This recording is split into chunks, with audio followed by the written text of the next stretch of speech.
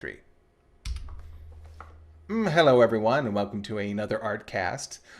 Today's subject is a title card that I made that's going to hopefully be coming up in a future Familiar Faces. It's the HashTagger image.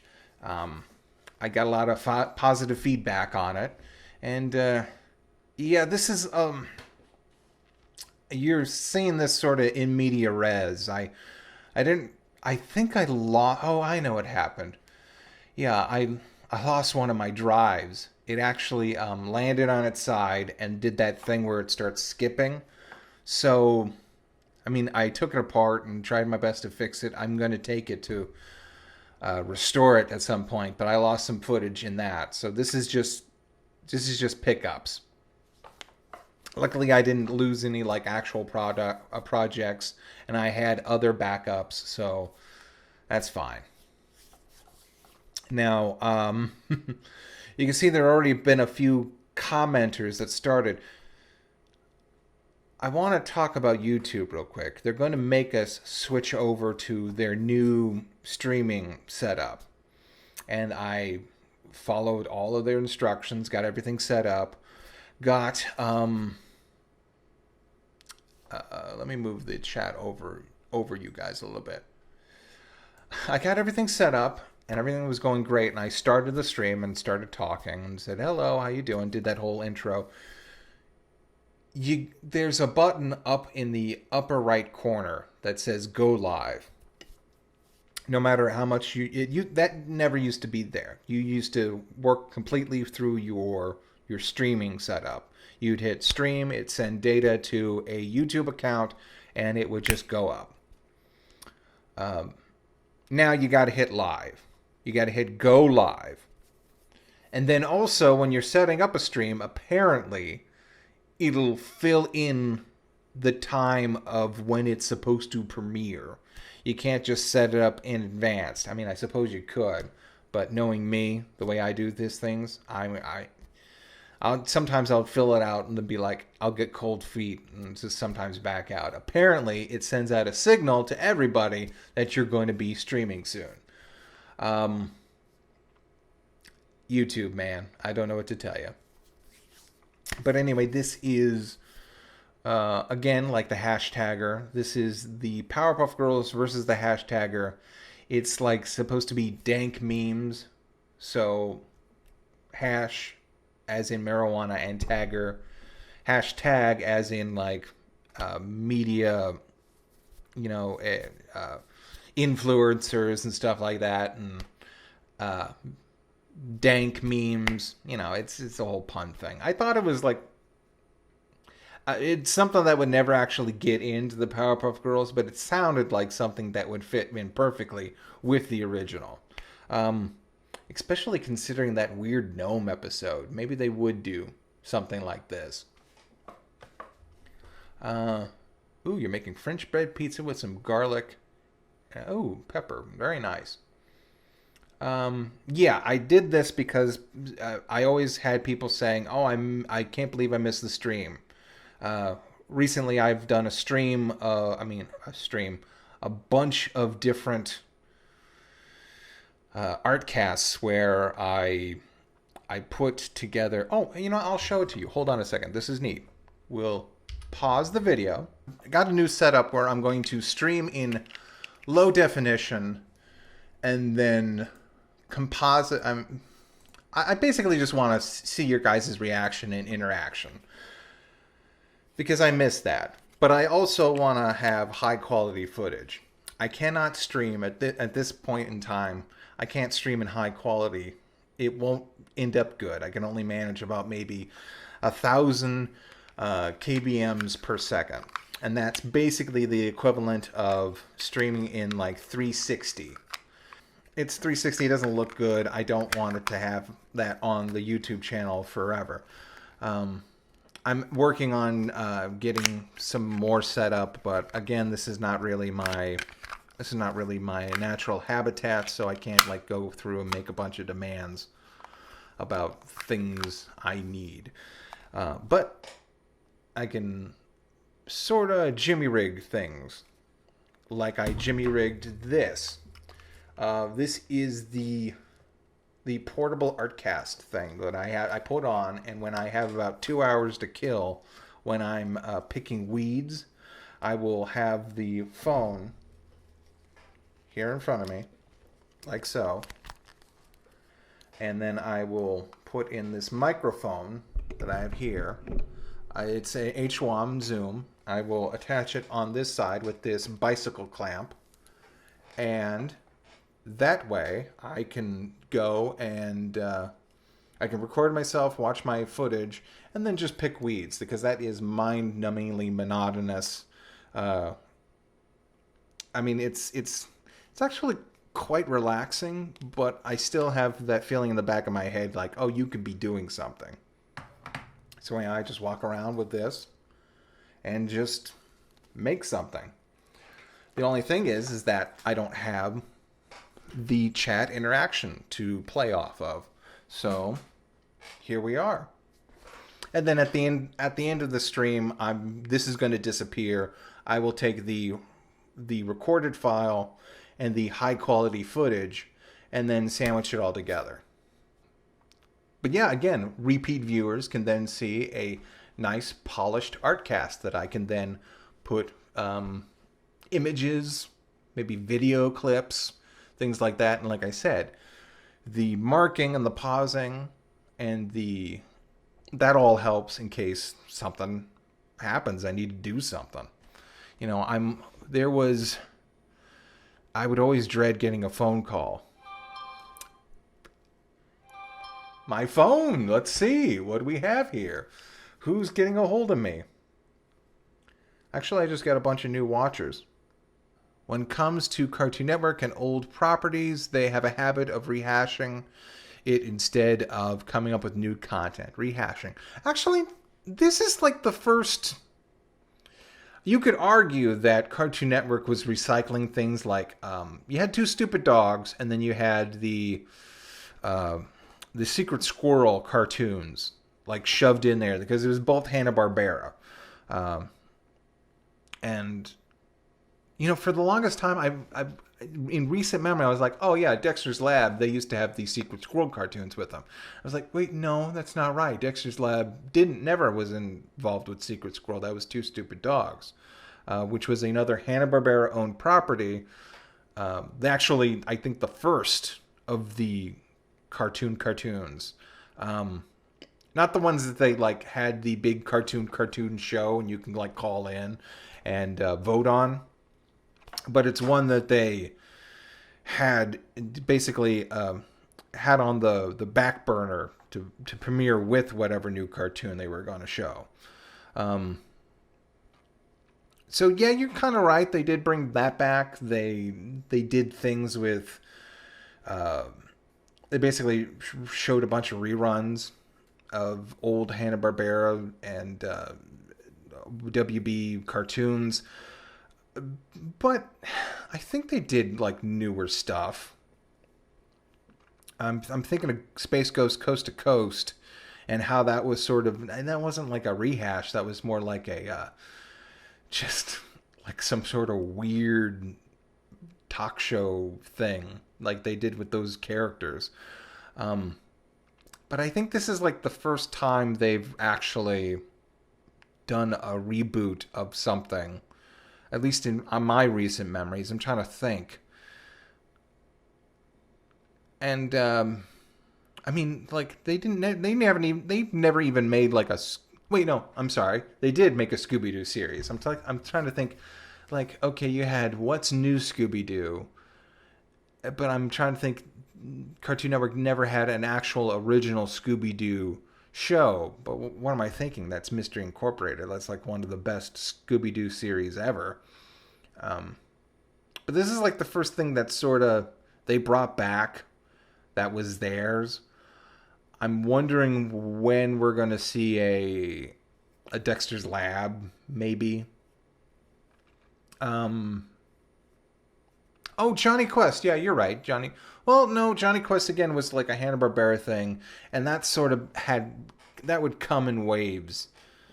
Or wait, let me think. I'm thinking if there was some sort of Johnny Quest show in the 80s that took place between the original Johnny Quest show and the New Adventures of Johnny Quest, the one with the like CGI, the reboot level animation stuff. And I don't think so. Hey Joe, how's it going? Hey You Scooby-Doo. What was that one? I'm trying to think. And then there was the a little more like Phineas and Ferb version of Scooby-Doo, which I actually saw. I got a DVD from the library, and it was just sitting there. It was in the new releases. I was like, you know what? I might as well check it out. And you know what? I was pleasantly surprised. I mean, it fell in those little comedy niches that things like Family Guy and Phineas and Ferb have fallen into, where it's kind of like, I don't know the way to describe it. It's sort of that next level. It's the step after Simpsons, where people just kind of have these. It's a weird, like, there's pregnant pauses. How's that? Where someone says a joke and everyone just kind of stands around and stares and kind of blinks. It's that pregnant pause that kind of really arose from like Family Guy. Of course, it was like developed by Simpsons, where just like you'd have a joke and everyone would react to it like awkwardly. And then I think like Family Guy really took that and ran with it. And then of course you have all the people that worked on Family Guy who went off and did their own shows, like Swampy, who made Phineas and Ferb. And then I know a bunch of other people who went from Phineas and Ferb to the Scooby-Doo show. And they did the same thing. But I was actually really surprised how technical and actually competent it was with its staging. At first I thought it was just going to be the whole, 3/3, off to the camera. When a character wants to look at somebody, they do it this way. Oh, hello, Peter. How you doing? I'm looking at you, even though my face is not like this, looking towards you. It's looking at the middle distance, and my eyes are looking at that. Oh, hello. That kind of 3/3 kind of thing.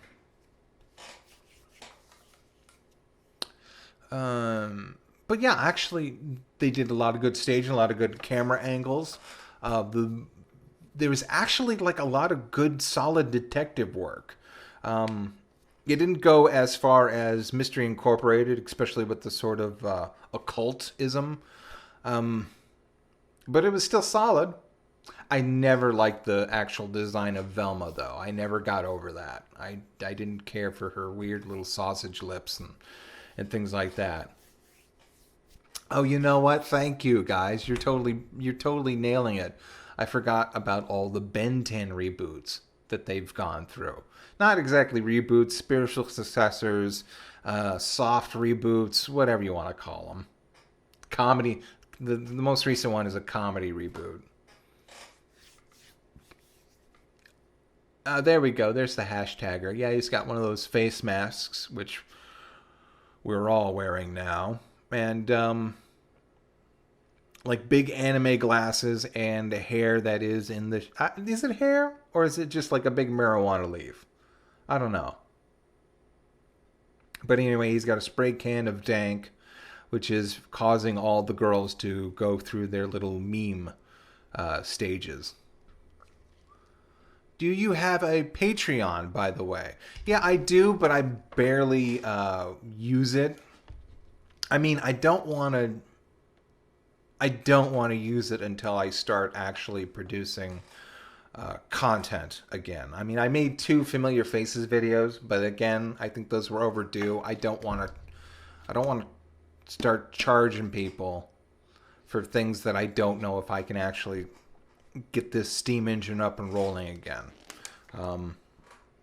But then, things keep, getting thrown at you. Looks like Electro. Yeah, it kind of does, doesn't it? I get that vibe. He's got like a bag full of, I guess that would be spray spray cans and stuff like that. This is moving at maybe about. Is this real time? No, I don't think so. This can't be. It's 1 hour long. I know that, and I had a 30-minute version. So I'm thinking this may be like, not double the speed. Maybe like just like a quarter faster. Yeah, that looks about that way.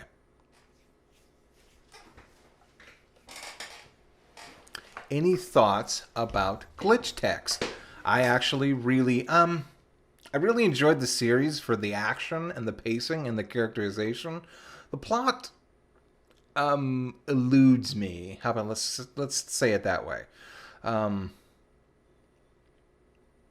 Because, I mean, and they're obviously setting up something where the corporation is not exactly on the up and up.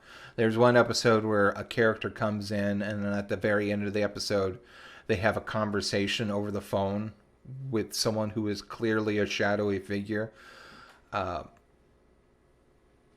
I don't quite understand how the world works. I'm waiting for a shoe to drop to be like, to explain the technology and why it's worth the risk of having it around. Yeah, I mean, I just don't. Yes, everyone says wait till next season or wait till the next half of the next episodes that are coming out. And I am so glad that they are coming out because, like I said, that happens maybe in the second episode, and I'm kind of like, I was like, okay, I don't get your setup. I don't get why this technology exists. I don't get how you can erase people's minds or why you should erase people's minds. Are you like an evil corporation? Are the glitches themselves alive? Are you using them for some sort of power? Is there like some sort of nefarious like behind the scenes workings? But by the time I get to like maybe episode 4 or 5 and then through the rest, like I just love the characters, and the actual stories where they show them interacting, and the good action too. It's a little stiff here and there, but then it's like really the budget kicks in and it's like really amazing. So yeah, I'm just kind of, it'll be one of those things where it's like it'll be made or broken when they start to actually explain the world. That sort of happened with Steven Universe. I was kind of waiting for other things to like pop up to sort of explain why Rose Quartz needed to do what she did, and Pink Diamond, and I'm gonna be honest, I was kind of let down by a few things. Not let down, but also kind of just like, oh, that's not, I didn't really care for Steven Universe future either. To be perfectly honest, I think it should have ended at the movie. I liked the movie. I thought it itself had its own problems, but I mean, I love Spinell. What can I tell you? Everyone in the world fell in love with Spinell for like a brief moment, and it was like, I think it was like the Steven Universe, the movie was like a gift to people that liked Steven Universe at the beginning, and then sort of fell off the bandwagon when they were like, it's you're getting a little exhausting, and I don't understand why these characters are acting this way. And then Spinell shows up, and she has like clear motivations and a pathos, and you understand where she's coming from. So I think that was like kind of like, it was a movie. It was a Steven Universe movie for people that didn't like Steven Universe. I'll put it that way. Okay, I got a real question, and it might be stupid for a non-animator, but due to the corona situation, would animations be pushed back for a year? There are a number of animators and basically they're directors and studio runners who have been sort of live, not live streaming, but documenting their interactions with other, their staff. They say yes, it's hard because you can't actually. In a way, it's business as usual. Like sometimes uh, you can phone it in. I remember on Danny Phantom, the lead character designer. I think he showed up to like the actual studios a handful of times because I think he's actually stationed in England. Steven Silver or something such as that. But I think he like actually spent most of the time just like sending in the actual character designs and saying, "Do you like this?" And if it were yeah, then he kept it. And if it were no, then he'd change it a bit, and it was all like long distance. Um, I don't like I said, they seem to be trying their best to keep up with things. With the coronavirus, there is sort of this thing where you wonder, oh, well, yeah, like there's that old joke. It's like, this could have been a phone call, which now in a sort of backhanded move, businesses are saying, well, okay, yeah, now we can use the phone, or you can use the internet to work from home and stuff like that. Um, but yeah, they seem to be documenting that they are still in communication with their writers, their storyboard artists.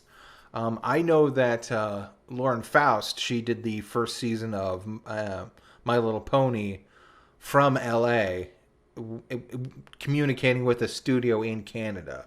So, like, it just pick your poison, man. Do you wanna be able to work with a creative team that's far away, or do you want to do it face to face?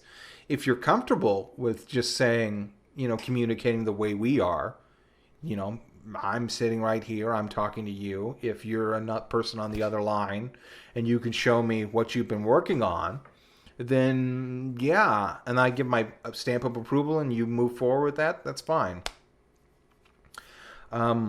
And of course, that's the way animation has worked for maybe like since the 80s, since we started, not we, but since studios started putting their work in the hands of animators in Japan and Korea and France and Mexico in certain cases. In fact, a lot of the old Warner Brothers cartoons, when they started trying to make it for TV, there was a lot of them were made in a studio in Mexico. But yeah, I remember I've been listening to a What a Cartoon podcast. Look it up. It's actually really good. And they were talking about Superman, the animated series, and Tiny Toons, the animated series. And they were the working relationship they had with TMS. And they said that they loved TMS so much, or they didn't love it, but they had such a good working bond, or they trusted the studio so much that they would actually sometimes just give them a script and saying, hey, you know what, you're a good director, make a music video of Yakko's universe to this. Here's the premise, it's Yakko universe, here's the script, here's the sound. Just like storyboard something yourself. And that turned out to be Yakko's universe. I'm trying. I can hear bits and pieces of it in my head right now, but I can't. I'm hearing the big finale, maybe just inside a little jar. It's a great big universe, and we're all uni puny. We're tiny little specks about the size of Mickey Rooney. They just trusted TMS to do whatever they wanted with that, and they said they used to do that with whole episodes at a certain point. So, yeah, it would definitely put a strain if you were like one of those really hands-on like directors or talent, or like to actually talk to your production staff. But I think people have been working like this for a while. So if that's my 2 cents. I don't know if I don't know if they preferred to do it that way or for this it's actually always been necessary. It's just sort of my perspective on the thing. And there we go. I just created a little save point in the video where I can cut later if I so choose. If I get like really quiet for a while. And catch my breath. And do a belch. Oh, hey. Seiya just, I don't know when they added it, but I was looking online, and they added a Cemetry Tool, which is freaking really awesome. You just make a line, and it'll draw, a symmetrical drawing. They had that in Clip Studio for like the longest time. And I was like, I should save this and open it in Clip Studio and do whatever fancy like thing I need to do in there and then bring it back in. I love Seiya's pin. What can I tell you? I absolutely love it. I tried to do something weird with his forehead. I was like, okay, maybe I'll add like actual lines and definition, but then I ultimately decided against it.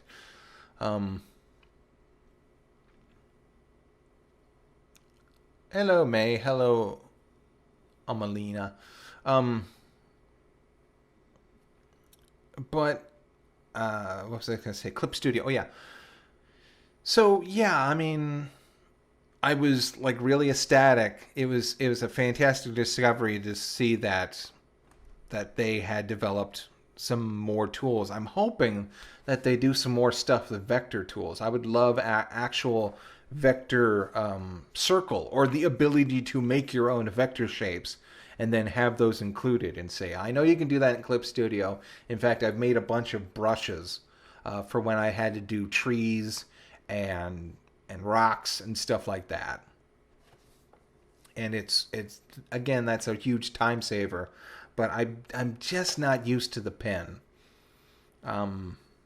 I've fumbled with the settings recently to see if I can actually work with it, like strictly within Clip Studio. But I don't know. It's just maybe if I hadn't learned about Paint Tool Seiya and I had to work with Clip Studio from the very beginning, it would have been a different story. But what can I say? I guess I'm fixing her neck right there to kind of make it look less blocky. Have I seen Kippo and the Age of the Wonder Beasts on Netflix? Actually, you know what? I haven't. I've seen a couple clips. I've seen the clip where they're in the bar with the snake. I don't really know what the actual series is about. Apparently, it's about like a girl who has superpowers. It's a little weird how much of there's an overlap with Brand New Beast, is it? That anime? The one with the little Tanuki girl and she can like, her arms grow big too and she's got like super strong muscles. Almost the same thing happens in that series, Kippo. So I don't know. I'm not gonna say one stole from the other. I don't know if they could, but I just think it was weird how that would be a coincidence. Although that happens in England. Did you know that Dennis the Menace there was a patent for the name Dennis the Menace both in America and England on the same day, and they're both about mischievous boys. I'm going to say that the English Dennis the Menace is definitely more malicious than his American equivalent. I think he's like a legitimate hellraiser, the English Dennis the Menace. And while we sort of have a toe-headed mischief maker who doesn't quite, who's kind of a smart aleck, kind of knows that he's like kind of in trouble most of the time. Actually, you know what? I guess the comic book Dennis the Menace is a little bit more smarmy than even the cartoon Dennis the Menace was almost way too innocent for his own good. And then you have the movie with hello Pyramid, how's it going? Hello buddy. I'm just saying hello to everybody. Who's the gentleman? Dennis the Menace movie. Well, you guys will help me. But in that, he's almost super, super naive to the point of not even really knowing that. I mean, he knows he gets in trouble, but he's just kind of more or less super innocently just oh, did I do something bad? Oh. Not in that disingenuous I just did. Actually sincerely, oh, I'm just doing my thing. And we're all friends and we got a lot of fun. And it's legitimately heartbreaking when Mr. Wilson, as played by... You're not helping at all. It's actually really heart-crushing when he honestly lets Dennis really unloads on Dennis. Not even in an angry way. That's the worst part. It's it reminds me of Shrek 2, where it's you can tell it's really serious because they're not even upset, they're just deflated. When someone is actually upset and disappointed with you, they just sort of lose their energy. They kind of give up. And that's sort of Walter Matthau, thank you, Joe. Yeah, I always liked that movie. I mean, it came out of sort of the Home Alone kind of young child gets into trouble, sets up traps sort of thing. Era of movies. Almost in tandem with Little Rascals. Remember that one? But I always kind of like that one. Oh, here you go. And this is me. I'm going to start inking soon. So I brought in the color references. I got to see... I got to see Brand New Animal. I got to see Kipo, or whatever, how it's pronounced. I watched Beastars. I was again off visiting family members before this. So it was the early days of the corona. So we were out still we were practicing social distancing, but we weren't actually getting in each other's faces or anything like that. But I watched all of Beastar. Beastar? Every time I look it up, and it's not Beast and Star. It's Beastars, the way it's spelled. But yeah, it's good. It's real good. I mean, someone said that the original manga isn't drawn as well, and I looked it up and I said, oh, it's more expressive than it is actually fundamentally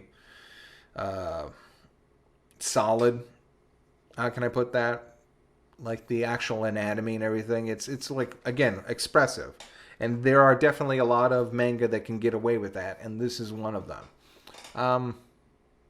But yeah, it's just really interesting the way they did their CGI poses or their CGI animation.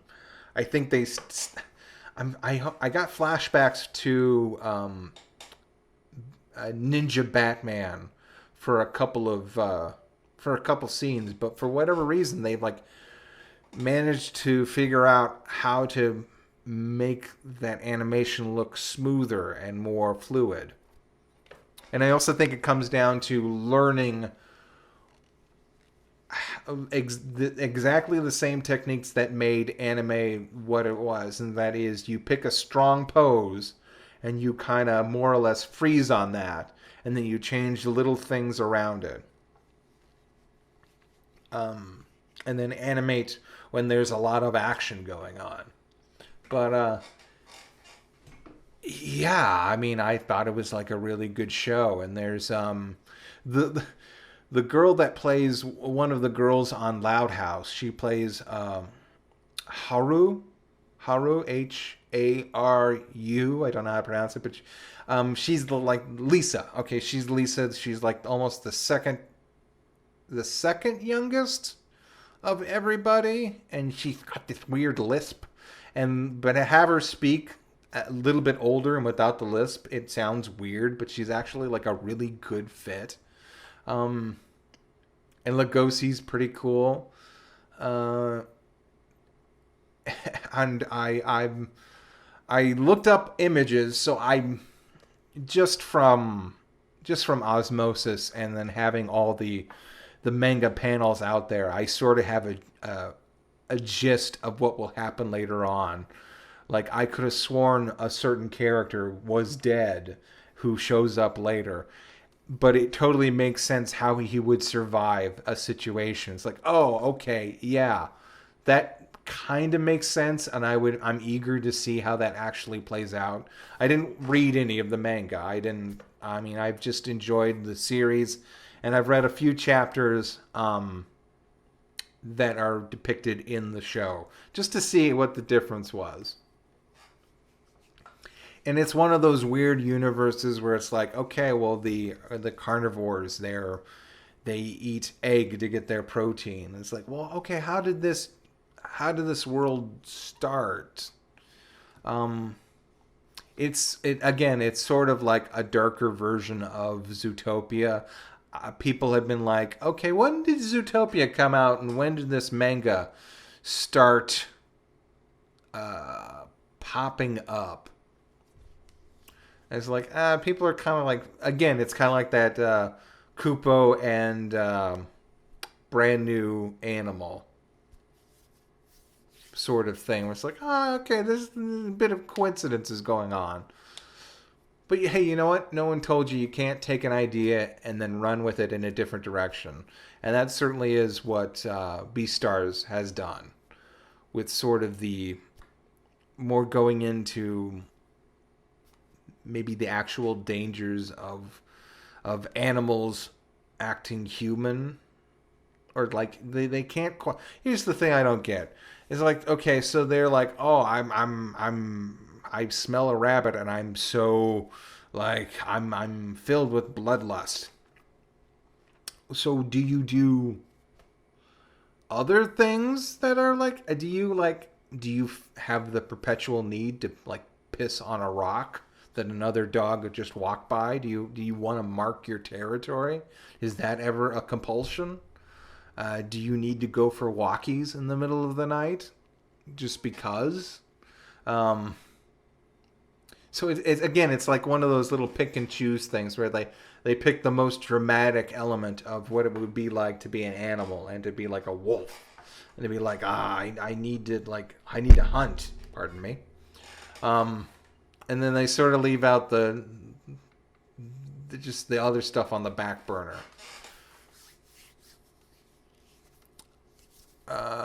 What are we doing?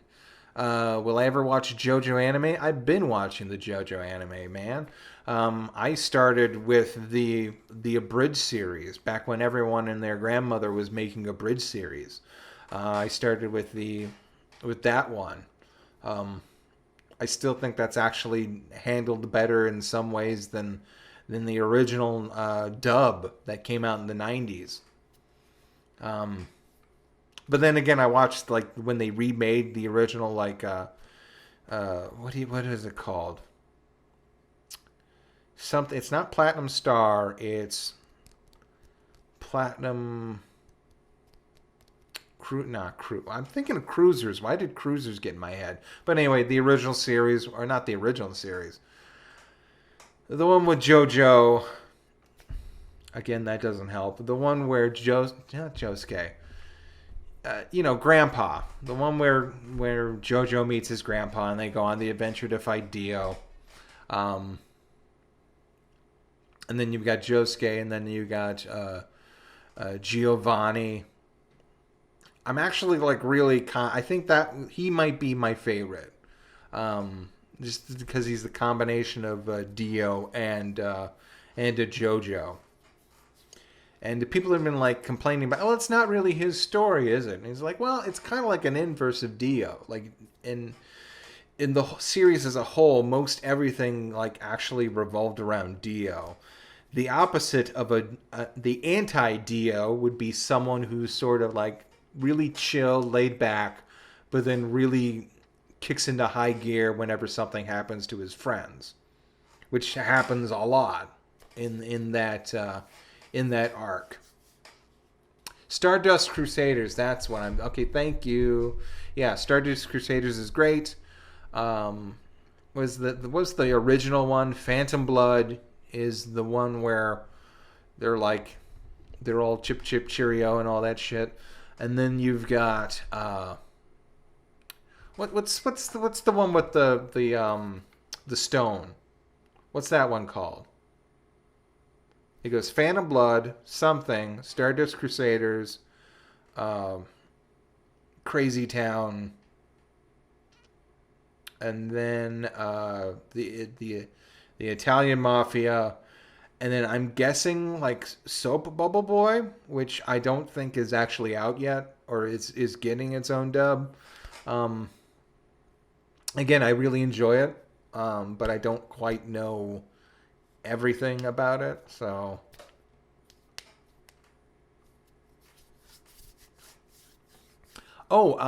yeah, I'm just making sort of little stickers on this pole to make it look like it's been tagged and vandalized with good art. That takes me back to my college days where we used if you were like a first year college art graduate, you had to work in like the most dilapidated building on the campus. And there was just like tons of these stickers everywhere. Like they were like slapped on the walls, slapped on a bunch of the machinery, like in bathroom stalls, just everywhere. People, that's how people used to mark, do tagging, because you could. Hey, it's just like in Spider-Man universe. You can work on whatever sticker you wanted and then just slap it on something and then walk away.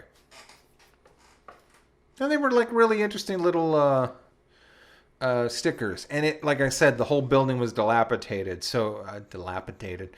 I don't think no one really cared. In fact, it added to it made everything look nicer. Let's see. Diamond is unbreakable. Invento, some other word I don't know. Okay, so Bubble Boy is part 8. That means that the chain gang jail people are part 9. And then is Dio ascended just from the video game, or is that an actual thing? Like that happened, or is that just for one of the video games? Because I've seen like YouTube clips of that. Someone asked something about Miss Bellum. Green M&M, I've seen your video about me, CR. You're so sweet. Oh, I see. Someone's role playing. That's nice. Someone said something about hair. Do you really think about it's Miss Bellum's hair kind of silly, covering her face and all? That's one of the designs. I think when they were doing interviews about Miss Bellum, they said that the purpose of covering her face or her head was to signify that her actual talents were being eclipsed by essentially her beauty and her body. At least that's one thing that they said was going on. This was a last minute addition, and I was like, oh, he should have like a bunch of paint stains on him. That would actually be pretty cool. And I was like, oh, that was a little high five moment for me. It's like, oh, good thinking, me. I'm glad you you might actually be clever enough to do this. Also, yeah, like someone just said, buddy. Buddy said it kind of looks like a brain, like cerebellum, and that's the brainstem. Um,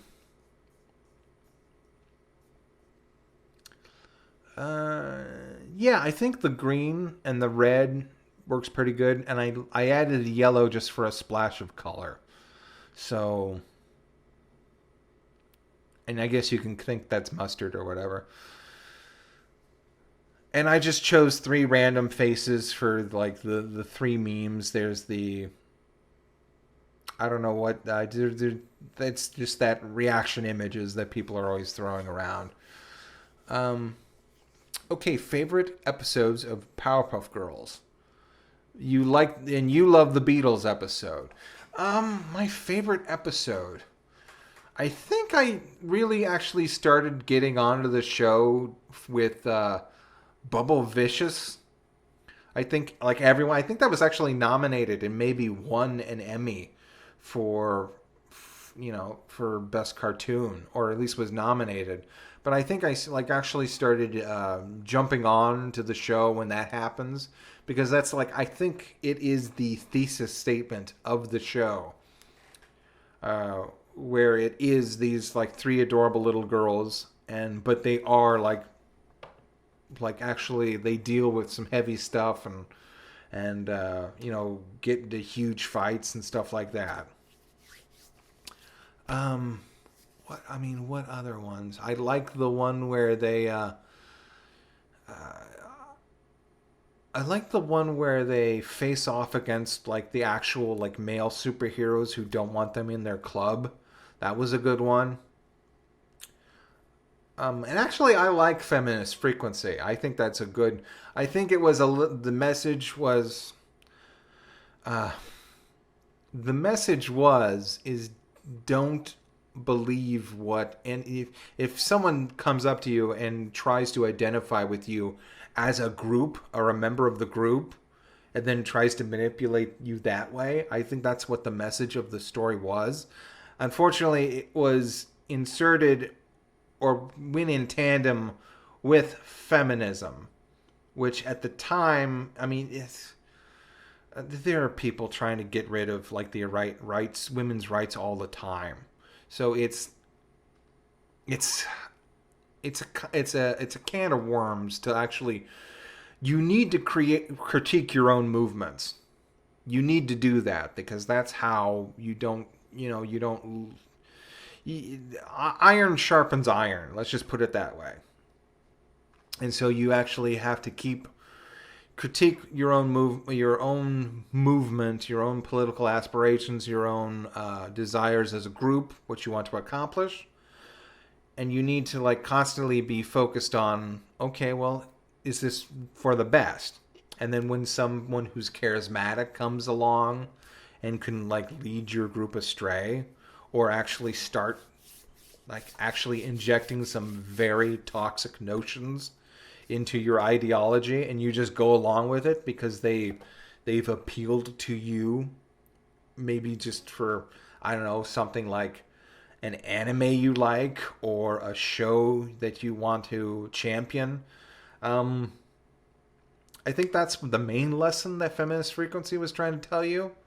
And I don't I think people sort of took it the way it was like, oh, well, feminism is bad because it's always a sense of victim blaming, and it's not. So we should throw all feminist theory out the door. It's like, no, that's not exactly what it was about. I don't know. I think Laura Faust like took a topic close to her and then took some aspect that she saw was happening. It's kind of like how you can't critique any Karen on Fox News. You can't like critique them or even call them Karen because that's a slur now. Even though they say horrible things, and then you get it's like, well, that's not very feminist of you to like critique a woman. It's like, well, no, that's not what feminism is about, and that's not what this situation is about.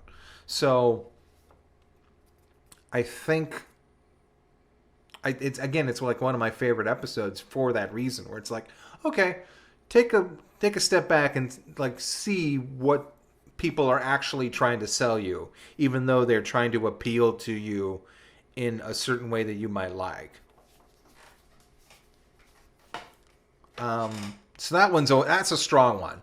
You could just totally tell because I went off on that one. So that one's always stuck with me.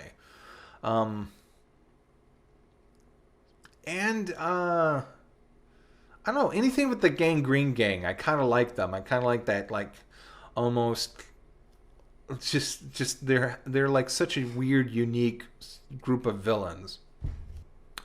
But yeah, let's see. I think we're winding down pretty soon. I think I'm just like making the brick wall behind them. And I got to do something with the HashTagger in the background. I got to actually add some color to that to make it look nice. Oh yeah, Ace. Thank you, Miss Wilkins. Ace, because Gorillaz is under the Warner Brothers records, because they're sort of connected. I guess Gorillaz has like actually asked if Ace could be in the band, and Warner Brothers was like, well, yeah, I guess we own the character. So yeah, Ace got into Gorillaz. He took the place of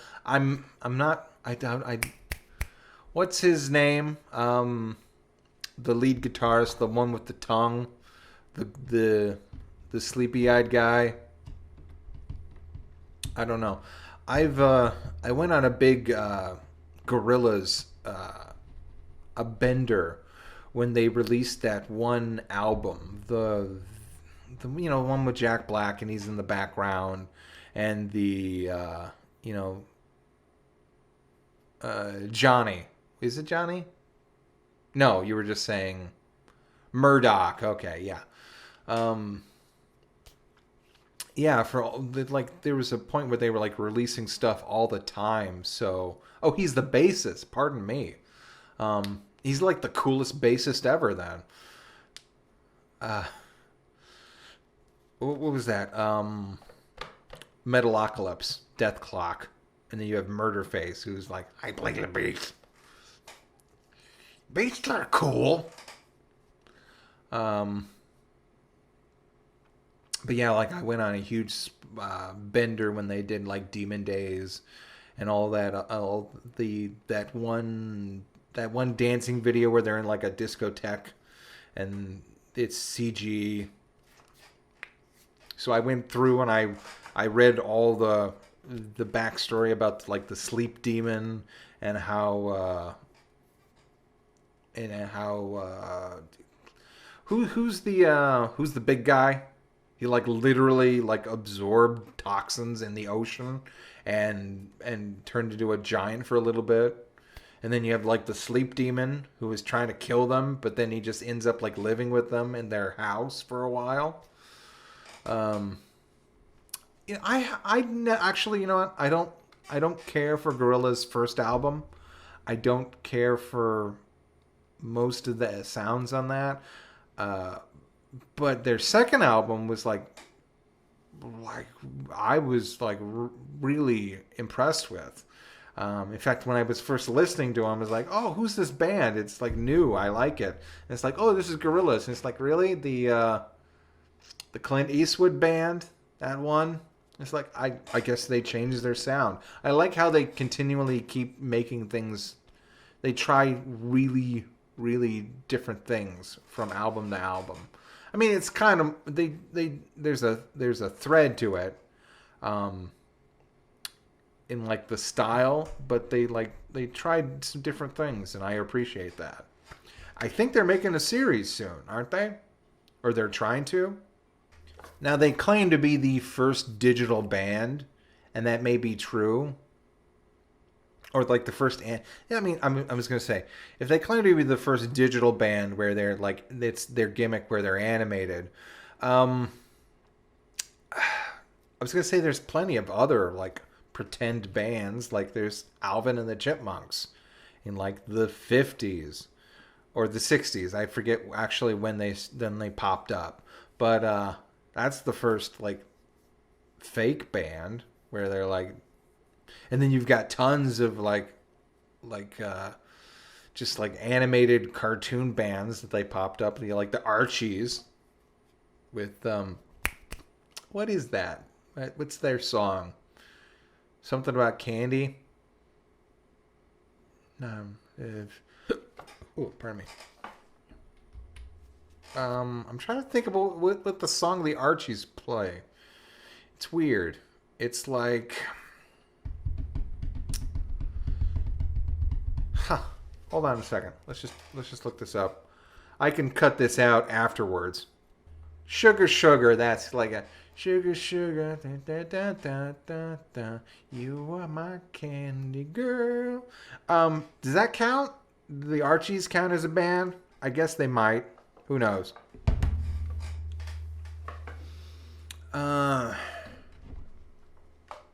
Let's see.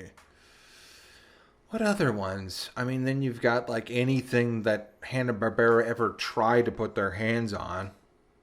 Are we done? Did the video actually stop? I think it might have. I think it's actually done. I should put up some sort of sign for when I do this next time. But yeah, this is the HashTagger. What with... No. Something's off. Hold on. Yeah, there we go. I had to shrink down the scale of it, but there's the whole image as a whole. With the Miss Bellum sticker over her missing poster, and the HashTagger really giving it to the Powerpuff Girls in the form of some sort of... There we go. It's dead now. Okay. Well, I'll put in an image there. But yeah, I guess that's it for tonight. Thank you all for joining me, and I will talk to you all later. Goodbye.